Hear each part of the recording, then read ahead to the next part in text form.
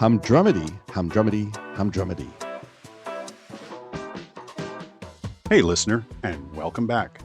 I think we can all agree that self-awareness is the first step to self-improvement.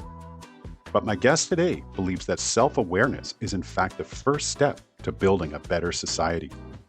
Alex Kain is the author of The Philosophy, a critical upgrade for humanity, in which he outlines a methodology to begin changing societal ills by first changing ourselves. Tune in to find out about the difference between true north versus magnetic north of social values. All right, let's begin implementing our upgrade. Oh, hey there, Alex. Welcome to Humdrummedy. Glad you could join us today. Thanks, Graham, for having me. Yeah, now, where in the world do we find you? And I think based on your accent, it might be a bit of a clue.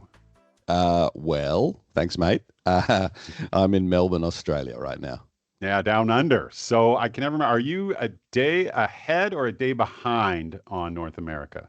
I'm ahead of you right now, so if you want the lotto results, just ask me. Right, so we're speaking to you in the future. That's it. Woo! Alex, why I've asked you to join us on the show today is because you are the author of a book entitled The Philosophy, a critical upgrade for humanity. That's right. And can you tell me what was the impetus for you to write this book?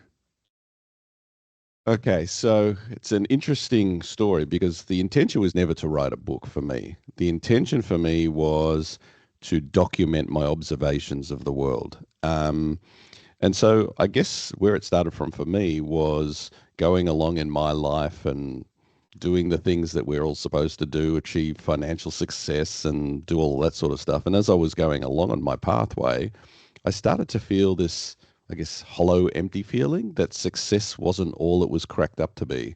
For me, it was a case of I can't view myself as successful if I'm going ahead and climbing my little pyramid, but other people around me are doing it really tough. For me, that didn't equate to success. So it was that shared responsibility that I felt that I guess prompted me to just question everything around me, look at the systems that govern society, look at how we operate, and just ask the question, is this the best we can do?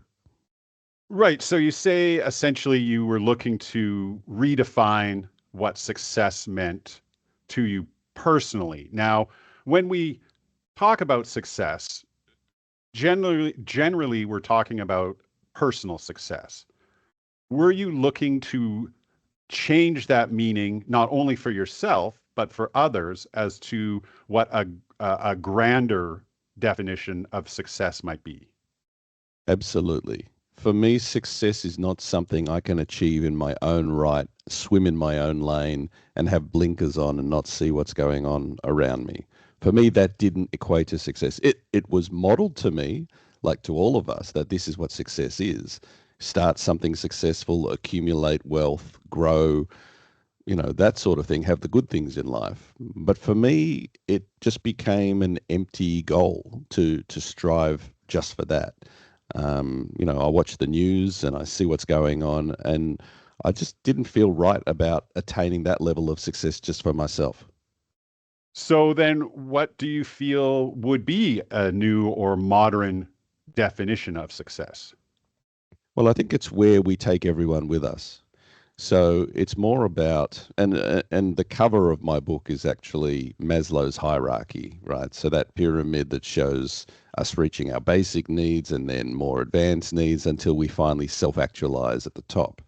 And for me, it was like the model that we see at the moment is that everyone's just racing to get to the top of that pyramid for themselves. And for me, it's more about let's hold everyone's hands and we all go up together. That's what success meant for me. Right. So when we look at Maslow's hierarchy of needs, which I'm not going to repeat at the moment, people can look that up for themselves. But the goal at the end of the hierarchy is to achieve a state of self-actualization. So would you say then that based on the way society is structured now, that many people, they're missing all the other basic needs and cannot get to the point of achieving self-actualization because they're too caught up in, just getting those basic needs to live, survive, and get through life. Well, that's actually what Maslow's proposing. So, in his theory, I think from 1943, he says that you can't focus on those more advanced goals until you've achieved your basic needs. I mean, having a job isn't on your mind if you don't have food. So, you've got to get those basic needs met first. And the way we do that now is we get a job. We have to earn our living. And if you think about that phrase, we have to actually earn our life. We're born into this world not through any choice of our own, and we're then encumbered with this need to spend most of our life working to earn money, to feed ourselves, to shelter, to clothe ourselves. And as I say in the book, we're not that different from animals. They spend all their time foraging for food. We just go and get a job, which is effectively our foraging, which gives us our food and shelter anyway. Right. So, in along the thematic lines of my podcast, this idea of where living life often leads to uh, humdrumedy, as I've termed it, these daily routines that we find ourselves in, is getting to the top of Maslow's hierarchy where we need to strive to get out of those daily routines, to rise above just a basic existence. Well, I guess under the current paradigm, that's what we're told is the way to get out of the humdrumedy, right? It's to excel, to have more, to do better. What I'm proposing is that we scrap the whole current paradigm to begin with, which says that we just have to work harder, work more, attain more. I'm saying that that's the missed opportunity. We're so focused, and look, we live in a capitalist society, most of us, and the goal is he who dies with the most toys wins, right? And it's sad, but we spend most of our life chasing that goal, and it seems like we've taken our eyes off the real prize, which is how do we level up as humanity? Now, there's nothing wrong with capitalism. There are lots of benefits of capitalism, innovation. It drives, lots going on. But I think the emphasis has been too much placed on that. Imagine if we didn't have to worry about working. Well, what else could we spend our time doing? We could pursue our creativity. We could do more volunteering. We could do more for each other. It's just the focus that I mean, capitalism in itself breeds the idea we have to fend for ourselves. And it's that we become so competitive that we stop looking at our neighbors and we just focus on us. Now, counter to that idea, if, say, we lived in a society where everything was provided for us, we didn't have to worry about our basic needs. I mean, what's to then inspire us to be more than just, somebody who's relaxing and taking it easy, visits to the beach, doing pursuits of leisure? How does that then advance society? It probably advances it a little slower than what it is now. But think about what life would look like. If you could go to the beach, if you could paint, if you could write, you would be a more happier person if you could pursue the things that give you joy. Now, just to give you some case studies, I do talk about in the book a universal basic income as one concept for helping to fund a minimum quality of life for everyone. Now, they've run trials of UBI in certain countries, and what they found is most people didn't slack off and do nothing. And in fact, I shouldn't use the word slack off because that's how we view it now if you're not working. But what we found is that people either took more part-time jobs, did more volunteering, did other things because they had a little bit more breathing space. It just changed things around. They didn't just completely give up work. Now, some people would, and that's okay. And I think we have to view that that's okay. But if you want to aspire for more, you can still work, you can still do other things. But imagine that you had your basic needs covered. So if you wanted to paint all day, you could do that. You wouldn't have a great quality of life, but you would be a happier person, and that would impact the health system. There'd be all these flow on effects. But if you wanted to aspire to more, you could. But we just would set maybe a ceiling on what that might look like so that we don't have these extreme ends of the spectrum of extreme wealth and extreme poverty. Right. Now, just to play devil's advocate on this I idea, love devil's advocate, Graham. I mean, it's somewhat of an idealistic viewpoint because what about the concept of adversity, driving people to excel? And without that adversity, you just end up in mediocrity. Well, I disagree in some ways. What we're doing is we're not saying that there's not adversity, and we're not saying that we still shouldn't develop innovation and new medicines and things. We would still do that, but the focus wouldn't be on money as the reason we're doing it. It would be on for the greater good.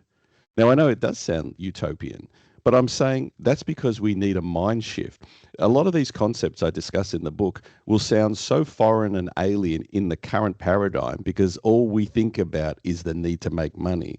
But if you get rid of that need and you start looking from within that perspective, it starts feeling a little bit refreshing and even a bit of relief. And there are lots of organizations that run like this. There are lots of communities that run on a co-op kind of basis, and they work and they function well, and people look after each other. We're just not used to it because we're so used to just fighting for ourselves that we don't know any other way. So, really, I would say what your philosophy is coming down to is more that you would, and perhaps you can correct me on this, but do you view yourself as a humanist? I'm absolutely a humanist. Um, but I mean, I believe that we can achieve. And look, the opening line of my book is, "What's the point?" And what is the point of life? If you get back to the actual root of why we're here and what are we doing? Is it to work? Is it to chase money? For me, they become false gods that we've worshipped. For me, it's more about, well, why are we here? Is it to enjoy life, to make connections, to learn, to level up so that the next generations have better life? For me, that's more the goal than just acquire intergenerational wealth. For me, that's become a thing that we're focused on, but it's not why we're here. And I'm just trying to say we need to rethink that. We need, as I say in the book, a philosophical flood. We need really to think differently. And if we don't, we're going to keep getting more of the same. And I don't know many people who think that more of the same is a great thing. Then, to what you're saying, why are we here? In your view, why are we here? And what do we need to do to be more fulfilled as individuals and produce a more fruitful society? I think we know when we have connections with other people, really good connections, that we feel, I don't know, our cup is full. And for me, it's because we are social animals, it's about connecting with others. It's about understanding our personal purpose in life. For me, the philosophy's become my purpose. For others, it might be raising a family. For some, it might be solving some of the world's problems. But I think it's got to be in the context of a shared responsibility that we are all in it together. And I think that's what we're lacking at the moment. We're just so focused on the fact that we need to survive initially and then thrive. But that definition of thrive and success is about how much can I get for myself. And that just turns us into an over-consuming society. It just means that we are so competitive. The idea of welfare, we look down on people who aren't pulling their weight. And I think we just need to look at how do we do this better. I liken society to a human body. We can't look at a toe that might get infected and say, well, the toe's infected, but I'm up here in the head, I'm okay. Because if that sepsis takes hold, we're all done. So it's just understanding that connection that we all have. So then what is going to be the new metric that we are going to measure, as we mentioned earlier, success by or the progress of society? I think we just look at society itself. So for me, some of the big issues, if you look at things such as homelessness, poverty, domestic violence, why do these exist? They exist because we've enabled them to exist. And in fact, because we're so focused on ourselves, we don't really look around us and see what's going on. In the book, I talk about these exist for one reason, because we have a lack of respect for each other. Right? Respect is at the cornerstone of why society has the ills that it faces. The wars that we have, the way we are with each other is all about a lack of respect. So the book talks about respect, empathy, and gratitude as three key pillars. How do we change society through that? For me, the answer is through a completely overhauled education system. So we actually turn school from an institution for learning subject matter into an incubator for nurturing great human beings. And that means instilling values, life skills, other things besides just math and science. And over generations, we'll start to see a change in the kids that come through that process, who then become the parents of the next generation, and so on. It's not a quick fix, it's an intergenerational approach, but we need to start now. Then what would a school day look like for children that we are trying to instill these values into? So, the way I view the curriculum would be it would start from preschool and it would go all the way through in an age appropriate and culturally sensitive way. So you would learn about respect, you would learn about others, you'd learn also your normal subject matter, but you would learn how to handle credit, finance, life skills as well. Um, but it would be taught all along the way, not as a checkbox. Yes, we've done inclusion. That's it. We're done for that now. It would be something that people are learning all the time, but it keeps advancing as the kids get older through the years. So that by the time they've come through at 18 or whatever, they are different people than the kids coming through school now who are just learning science, English, whatever. So I think that way we're actually changing the cohort that comes out at the end. And that in turn, they become the parents of the next generation of kids that come through. So there's more of an understanding. For us at our age, you might say maybe we're too far gone. But I think this awareness that maybe we can change, it starts in the school, we start taking it on board, and then we're able to start transforming society over the next 20, 30, 40 years. Do you feel, and this is a thought that always kind of crosses my mind, and I wasn't raised really very religious, although my mother attended church quite a bit. But, in the past, religion and going to church provided people not only a spiritual means for expressing themselves, but gave them that extra bit of, civic involvement, and Morality, values, yeah. yes, but more than that, I'm thinking more of having a place to meet and greet with your friends and neighbors.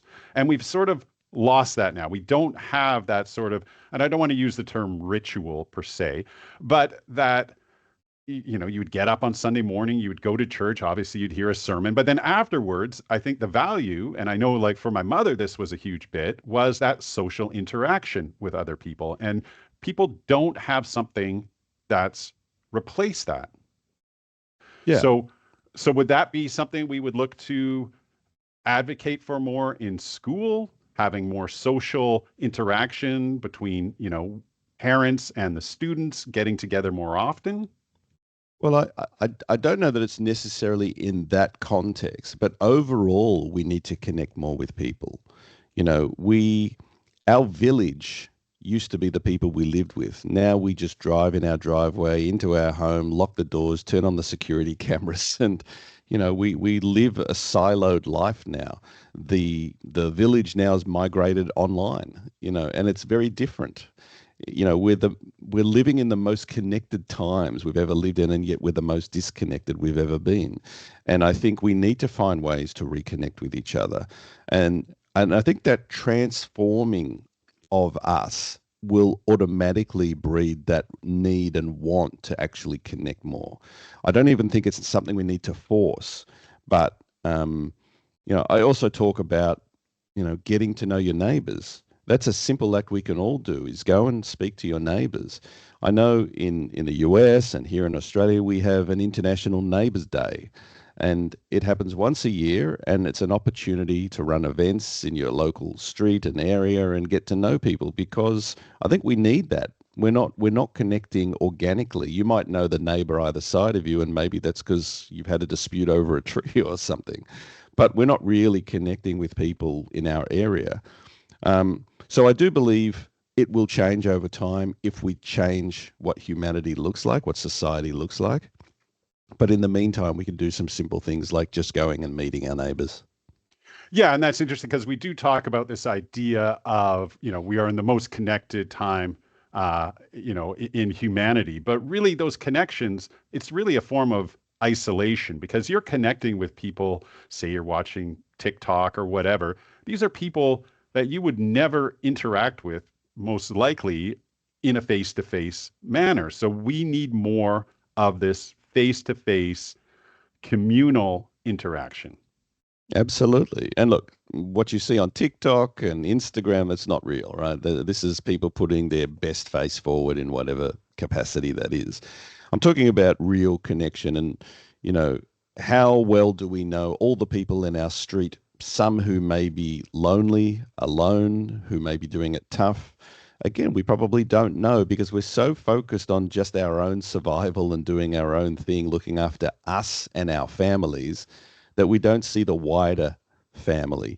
And the the concept of respect, I say, is built on four relationships. It's our relationship with the universe is the first one, so nature, the world that we look after. Our relationship to ourselves. How aware are we of our shortcomings, our triggers, our patterns? Our relationship to our inner circle of friends, family, and people that we do connect with, and our relationship to community. So people we don't personally know, but that wider connection. And it's those four relationships. If we work on those, we can completely change how we all mesh with each other. And so, would you say out of those four things that you listed, is the start really about being more self aware? Well, yes, but that's why I say the first relationship is our relationship to the universe. And why that's the first one is if you start to understand the miracle that each person is, that we're even here spinning around on this little marble in the vastness of space and everything that had to happen for us to even be here. It's that feeling of awe and inspiration that is the first thing that we need, because it's hard for us to look at other people. You know, someone can come along and king hit someone because they just simply don't respect human life. And so the first thing is we've got to understand what a miracle each and every person is. Once we do that, then we've got a context or a framework for viewing other people. Or we might look at ourselves and question, oh, yeah, maybe I'm not treating that person how they should be treated. I'm treating them because that's my pattern, my self awareness that now tells me, oh, maybe I'm running on this little program. And so it's those things that start to open up the ability for us to connect with others. But we first need to connect to nature and the world and then connect to ourselves. Those are the first most important things. Once we do that, we can then start looking at others in the world in a different light. Now, I believe in your book, you mention that people really, in essence, no longer wish to discuss the meaning of life. Well, I don't know that people even care about it anymore. People are just so busy doing their own thing. I mean, if you're self aware, you might have these questions, But a lot of people are just too busy making their money, doing their thing. They don't even want to change how things are because they're so much on that road, so committed to whatever they're doing. There's no room for reflection. And that's sad to me. Well, and this goes back more to what you were speaking of about changing the education system. Because, do you feel that society has taught us to be less questioning and just more accepting of how the world is?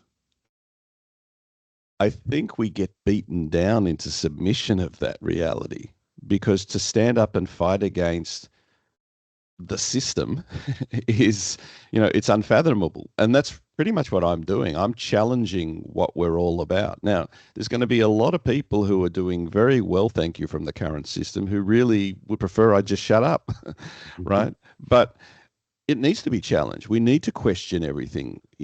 Do we just accept that this is how it is? And if we do, we will continue along the same pathway that we're on now. And you look at people around the world who are doing it really tough, and we let that happen.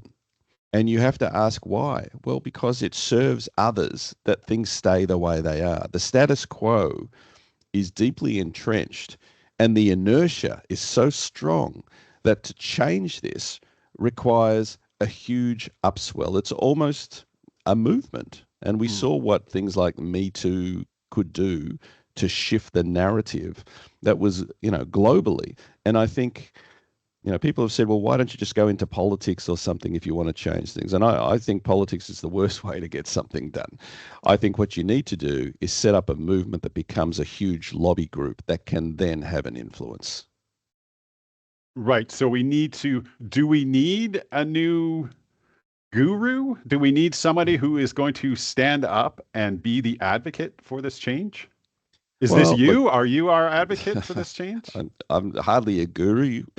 I don't even have the robes. I think it's not about that. If you look at Me Too, there wasn't really a person you could point to and go, "That's Me Too."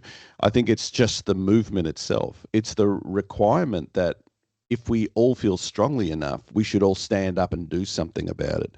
And the philosophy is about that conversation. It's about having those discussions. And I'm always happy to be challenged. I don't believe I've got it all right, but I'm having a go, and it's like we need to talk about this. And if enough momentum happens, we can make change happen. Yeah, but I would like to see somebody step up. A Martin Luther King type personality. You could go back. A Muhammad, a Jesus, somebody like that who is going to, be the lightning rod for this change. But you know, have people really just become too self-indulgent to see the big picture and even think about looking for somebody that could help us change? Look, I'm happy to be that figurehead for now, but this movement is bigger than just me or any one person. It may need a focus point, and I agree. It's easier to have a voice from a person you can relate to than just a whole lot of people. But for me, it's about getting everyone talking about this and making, I guess, making change happen through a a global desire to see change happen. Um, it's not an easy thing to change these huge structural changes, and who's going to put up their hand first and go, well, I'll give up, making money and try and strive. No one's going to do it on their own. So it needs these changes to happen at the same time in multiple points. Because if one country says, well, we're going to change our GDP from profitability to contribution to society, well, how are they going to deal in a global market? Right? It's not going to Hmm. work. So we need to see that happen everywhere. Um, and that's why it's called the philosophy, because before change and action can happen, the thinking needs to change first. And that's why these discussions are happening, because I'm trying to get the thinking to change where we can see, well, maybe there is another alternative. Maybe it doesn't have to be this way. So you would see this more obviously as a grassroots change, whether, it's people reading your book and taking that, or just examining life in general for a larger, a greater understanding of, as we mentioned earlier, the meaning of life. But, having these changes and making these changes to ourselves, how can we have a direct impact on the world beyond those who are just in our social or civic circles? Well, we are the world, to quote someone famous. um, I mean, the world is us. It's made up of us. So the more of us that start talking and thinking about this, the more we can change and have that positive effect. There's no point, a lone voice just speaking up because nothing gets done. But if enough people want to see that change happen, it starts with talking to your friends and family about these ideas and then coming together and all these little nodes connecting to become a larger organism, I guess. I want to see change happen in the education system, but the education system isn't one system. It's multiple education systems around the world. So we need to see a shift in that desire for a curriculum change globally. We need to see structural changes. I talk in the book about the political system. I talk about the economy, the things that govern our society that we just accept is normal. Even currently, you look at something like the inflation, cost of living crisis that we have. How do we fight inflation? We put up interest rates. What impact does that have? It targets mortgage holders, right? So does that make sense when it's maybe people who have their house paid off and have free cash who are more likely to have free money to spend, which contributes to inflation? Doesn't make any sense to me, but we accept that that's just how it is because that's the way we've always done it. But there are so many more levers at our disposal now that we could use, but we don't because even politicians are afraid to make big changes because they're either unpopular or they won't even see them to fruition because they're not in term long enough. Mm, yeah. So then at the end of the day, are you then seeing this for these changes to really be effective? We have to take at the beginning personal responsibility. Absolutely. And that's why I say so it initially begins with these sorts of discussions. Then go and talk to your neighbor. Now, what that does is it means you get to meet people who you live with, but you can also have these same discussions with them. So it has the effect of going viral and spreading it. It is a grassroots movement. It is just about talking to people about this. Now, at some point, it becomes large enough that you then can start talking to government and say, well, look, we've got all these people and, these organizations that also want to see this change. So it's growing it from the bottom up. And that's really the only way we can see things happen. Um, you know, I'd love to say this is a self-help book and you can read the book and you can go, I just do steps 1 to 10 and I've got a better life. But I'm really tackling some major structural changes. It does begin with us all doing something, talking about this. But at the end of the day, it is for big, much larger goals. Right. So by reading the book, we need to then, you know, take what you are proposing and do this purposefully to be something Absolutely. beyond ourselves. By us taking and making these changes ourselves, that is going to push itself out into the world. That's right. And, there will still be people who come into the philosophy organization, I guess, if you want to call it that, who want to be leaders, who want to lobby to government, who want to take a larger role. I'm not expecting everyone wants to do that.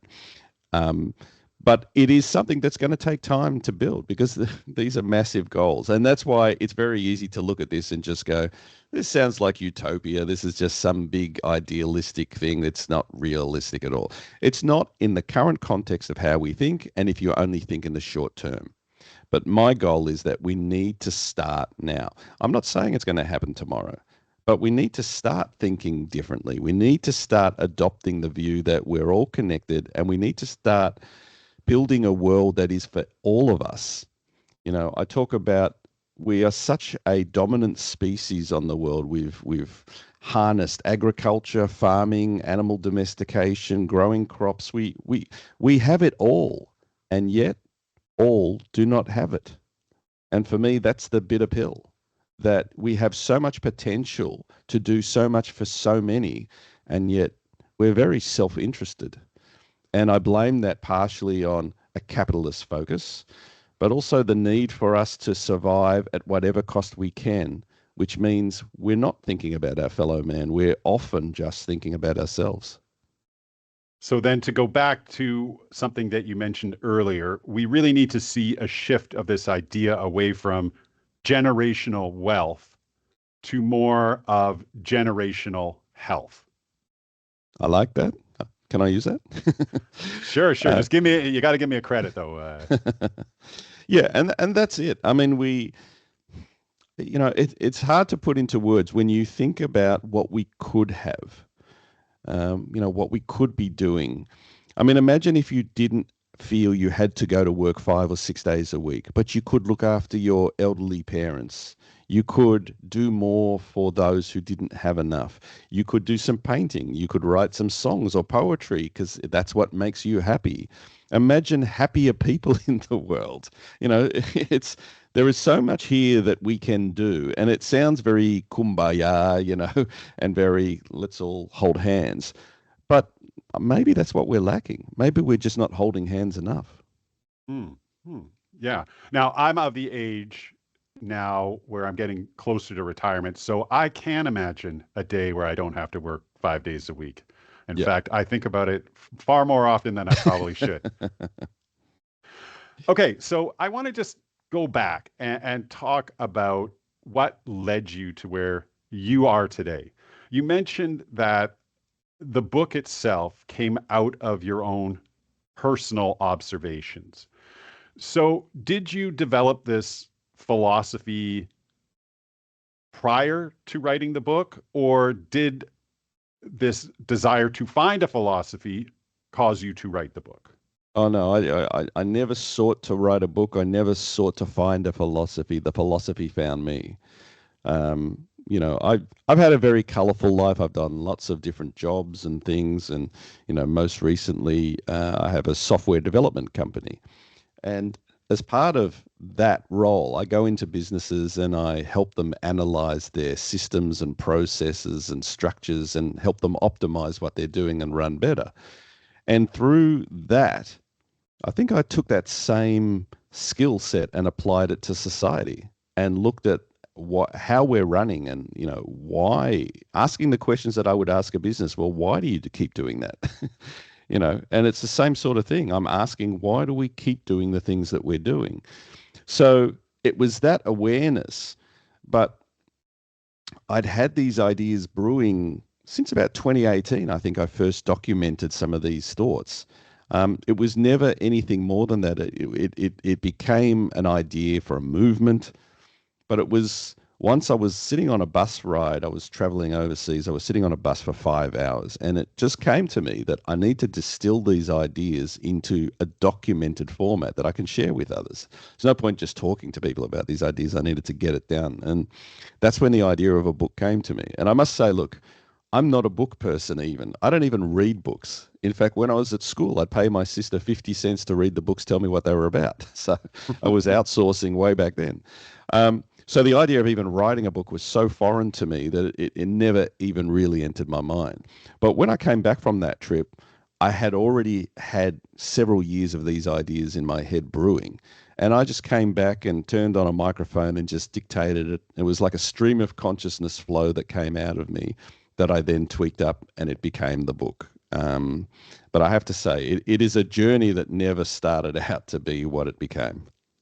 Yeah, now there's a couple points I want to talk about of what you just mentioned there, and you actually do talk about this in your biography that you are not an avid reader, and that the approach you took to your book was that you wanted these ideas to be fresh, so you weren't reading other philosophers and sort of correlating their views with I your was own. very concerned that I would take on other people's ideas and subconsciously and then just say that these are my ideas. So I didn't read, I didn't get into other philosophy books or other people's teachings. And much to my partner's chagrin, she said, that's very arrogant of you not to read other people's things. Um, but it was more about I just felt that these were inspired thoughts that they came to me through my lived experience. And if they happen to be similar to what other people had written, then that's more about universal truth than me actually copying something. And as it turns out, because I have read a few things since then, that yeah, there are a lot of people who are very much aligned on a lot of these thoughts as well. And that's been very reassuring to me as well. So you believe, though, that anyone who takes the time to sit and do the reflection will ultimately come to the same uh, realizations that you have. Well, only if you're self-aware enough. I don't believe everyone can just do self-reflection and find their way. There are a lot of narcissists who will call it self-reflection, but really it just serves their own agendas. So it's not for everyone to reach the same conclusion. But what I'm saying is that there are others who have written books that have reached the same conclusion. Right. And then you refer to those as universal truths. Now, can we truly have universal truths? Well, I believe we can, and I talk about this in the book as well. I talk about the concept of true north. True north is different than magnetic north. Magnetic north is something that changes based on the poles and the magnetic field. We call it north, it's where the compass points, but that can change. Mm. Whereas true north is a fixed point, it never changes. And I think deep down, sometimes we know something to be true north, but we act on the magnetic north pathway because of profits or self-serving needs or other things. And deep down, we know it. Intuitively, we know we're doing that, but we do it anyway. Yeah, I like that because really societal norms is the magnetic north. And those can fluctuate and change based on what, is currently in vogue. That's right. And, it could be the political climate, it could be whatever's going on. And they do change, and we often bend with those. Whereas True North is really, that thing deep in your heart, to be the right thing to do. It's like I mentioned, banks. If you've been a loyal customer of a bank, for instance, you get the usual served up offerings. If you're a new customer, you will be enticed in with 0% interest for a period of time or whatever. Now, the True North says loyalty should be rewarded. However, what we do here is we offer a better deal to someone who's new because of profits. Yeah, I mean, I would hardly consider banks the epitome of loyalty. But it's Uh, an easy to understand, comparison. And there's yeah. many of those sorts of comparisons that we know this is a value. Loyalty is a value that we admire, and yet we go and do the opposite. Whereas I would say maybe we flip it. Maybe banks offer a better deal the longer you've been with them. Mm. Yeah, you should pitch that because I would certainly I would like that. Now, back to this concept though of the true north, which I quite like, is really this kind of comes down to also this idea that, we know what the right thing to do is, but it is often not the easiest thing to do. Yeah, sure. And easiest could be for a whole lot of reasons. So, if we know something is the right thing to do, but it doesn't bring us money, or it makes us uncomfortable, we might still avoid it and go the other way because, as you say, it's easier. And this current generation, they avoid discomfort. If you look at young people today, they will avoid conflict where possible. Um, and I think it's very much about, well, maybe sometimes you need to have an honest conversation with someone. Um, and I think those sorts of things we do avoid.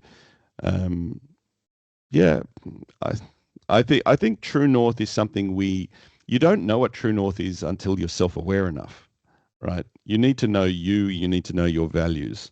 Now, true north may be something that varies between people. right? My upbringing might change my true north to your true north, but I think there is an objective true north that is all about goodness. And when we can tap into that, I think then we understand when we're actually straying off that path.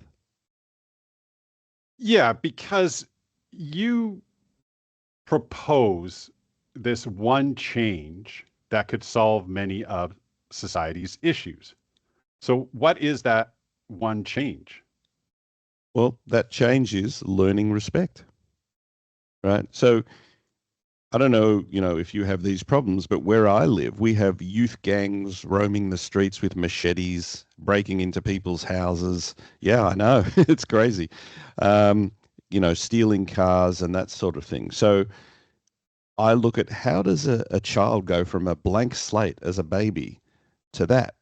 How does that become acceptable behavior? And I talk about we need to overhaul the education system because we have no idea what values they're learning in the home. You talked earlier about, church and learning those kind of morals and associating with each other. There's no consistent learning that happens from home to home, so we don't know what a child is learning in their home environment, but we could control it in the school that every child is exposed to. And so for me, it is that learning process that can change. So a kid that's learnt from the time they were 4 or 5 about how to be a moral, good human being, I would find difficult to come out of school at the end and then just go and attack people. You would have been programmed all along the way. And so it's that reprogramming of society, and it sounds a bit sterile, but it's that reprogramming that we need to do. And there's a chapter in the book called The Human Operating System, and I talk about that, we have nature versus nurture. Nature is our operating system. If you're a Windows or Mac, you know what that means, right? It enables functions to occur, but it doesn't actually say what those functions are. It just tells you how to click on something, how to open something. It's the programs that we run that actually control what happens, what actions we can take. It's that programming that we can have an influence on. And that's why rejigging the education system is so important to installing the programs for our next generations. Yeah, but that's gonna, that's a huge undertaking because you are going to get so many differing opinions as to what should be taught in schools. So we see this in the US where there's book bans, right? And some people want to either say the Lord's Prayer or do the the Pledge of Allegiance, all that sort of stuff. So to get to some sort of consensus, I mean, that almost seems like an impossibility to me. Yeah, and it probably is. So, look, the education system now faces that right now. What should be taught in schools, even within a country, what should be taught in different schools, whether they're private schools, Catholic schools, state schools, independent schools. What gets taught is often discussed and quite controversial. So, it's going to be no different. The only thing is, I'm talking about that this should be done globally. Now, those are nice goals and aspirations to have. Maybe we need to start in one state, one country, and roll it out from there and then hold it up as a model and show the results of that. So, however, it needs to happen. But the goal is I'm setting what the goals should be. Now, we need to either say, yes, we want to do that, or no, we don't want to do that. There are a lot of things in my book that are quite controversial, and I know a lot of people will not be interested in tackling any of them. One of the most controversial is a social credit system, right? Because we look at society and how do I know if you're a good person? Like if I go on Airbnb, I can look at your ratings and see how good were you as someone who, rented a property. If I go on Uber, I can see if you've got 5-star rating or 1-star rating and I can get a sense of you. But in society, in day to day, I don't know what sort of a person you are. And I deal with you. Do I want to leave my child with you? How much do I want to integrate with you as a person? The the impediment that we have to us opening up and going and meeting our neighbors is that we're scared, right? We're fearful of opening up to other people and potentially being taken advantage of. So one of the things is we need to have a way that lessens those barriers to connecting with people. And part of that for me is, how do we get to know if someone is a good person? There is no single way to know that. I don't know if I should sell you something and you come to my house. Am I going to be attacked? So I'm advocating for a way that we can have some sort of a scoring system for people. Now we have it in certain things. So right now, if I'm caught speeding, not only will I get a fine, I will lose. I'll get demerit points taken off, which means for my driving history, I will have that reputation that affects how I am as a driver. The same in all those other things like Airbnb and Uber. But we don't have a holistic view of someone as to how they are. That's a very controversial thing that I talk about in the book. I know they do it in China, but they do it for necessarily other reasons. I'm advocating that we do it as a way to open us up to being able to deal more freely with each other, because I think that barrier of fear is a big one. Yes, definitely the fear of the unknown. Now, you talk about the sort of scales that we can, or the system of rating people. I mean, first of all, we do have certain things. We obviously have criminal record checks, which would tell us, okay, are you a good person? Oh, you committed this crime, and this crime. I'm going to suspect perhaps you're not a good person. There are credit ratings, right, that people use. But then we have our personal bias ratings, right?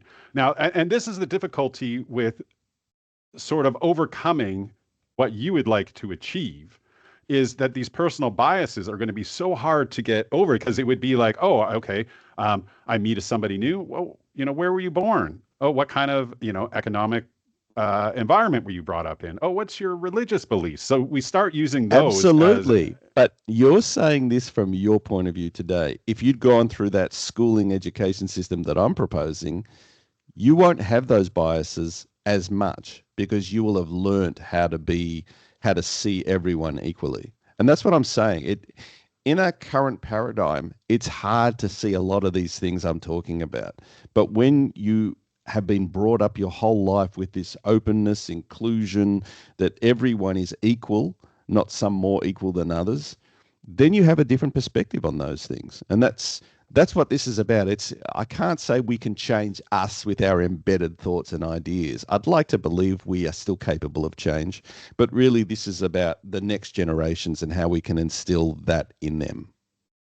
yeah, and I'm totally on board with what you're proposing here. It's just somehow we need to find, and maybe this is what your book will teach us, is this sort of baseline system of beliefs. And when I say beliefs, I mean what you talk about: respect, openness, accepting. So that should be the basis of the education. Is you can go on to, start maybe having some other beliefs that I may or may not agree with, but at least I can be respectful and accepting of who you are and some of the things you believe. That's right. It's building a strong foundation. And we can't control what happens after that, and what people learn in their home environment or the people they hang out with after school. We can't control all of that. And this isn't about trying to control everyone. It's really just trying to help humanity level up. I think we're Mm. just missing this foundation of, respect and, empathy. Do we have enough empathy for each other? And do we have enough gratitude for the fact that we're even here? I think when you don't have gratitude, you have a sense of entitlement. Like, I deserve to have 3 meals a day. I deserve to be able to have anything I want. And I should be able to fly business class and do anything. Why didn't you upgrade me? When I'm saying the focus should be, isn't it a miracle that you're even floating in the air? It's just a shift in perspective. And Mm. then you start to see things a little bit differently. Yeah, so it's time for a reset. Now, we mentioned earlier a bit about these sort of universal truths. And obviously, one of the universal truths that we all live with is that we will die. Now, you state you don't believe in life after death, but you see value in death as it gives purpose to life. Can you expand on this concept? Absolutely. If we had an open-ended ticket to living and there were no consequences, there was no life and death consequences to our decisions, I think what that would do is amplify the problems that we have today, that we are so entitled and we can do anything and it doesn't matter. And it's that feeling that it doesn't matter that really is the crux of that, because it's that meaning and purpose that we need as human beings. And whilst I don't believe per se in, I become a grasshopper at the end of this, I do believe that knowing that we're all going to die is incredibly important for us being able to prioritize what's important. Um, Again, it's the equalizer, and it's one of the only things that really is equal about all of us. And yeah, I think we just need more of that kind of sentiment throughout while we're still alive.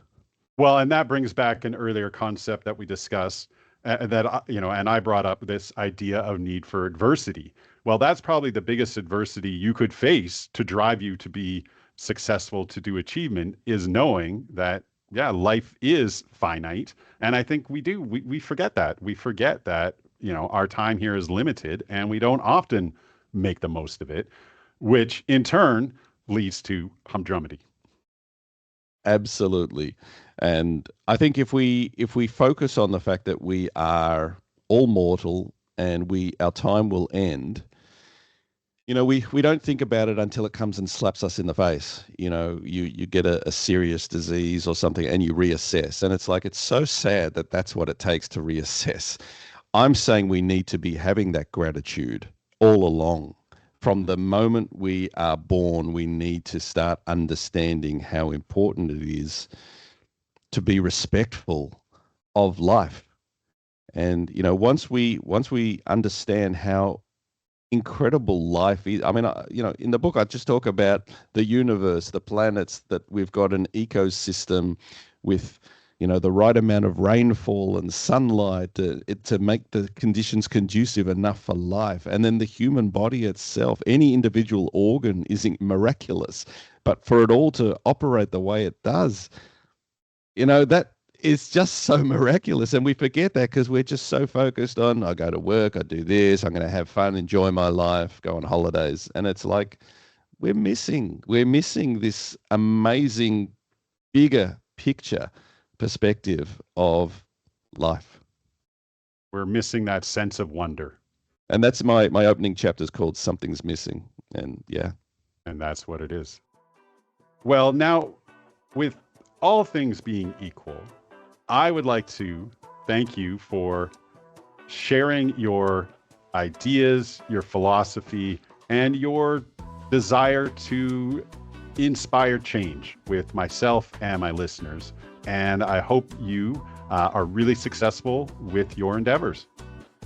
Thanks, Graham. I really appreciate it. It was a great discussion, and there's so much there, and I can see that you were really feeling it, and that for me gives me joy to see that I can share these ideas with others. So thank you so much.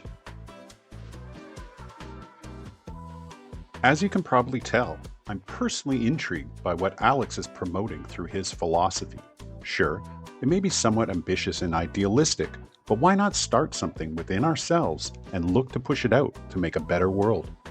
Please visit Alex's website, thephilosophy.net, to find out more and look to purchase his book on Amazon or listen to the audiobook on most major platforms. Until next time, keep working on your self-upgrade to break out of the humdrum. Take care.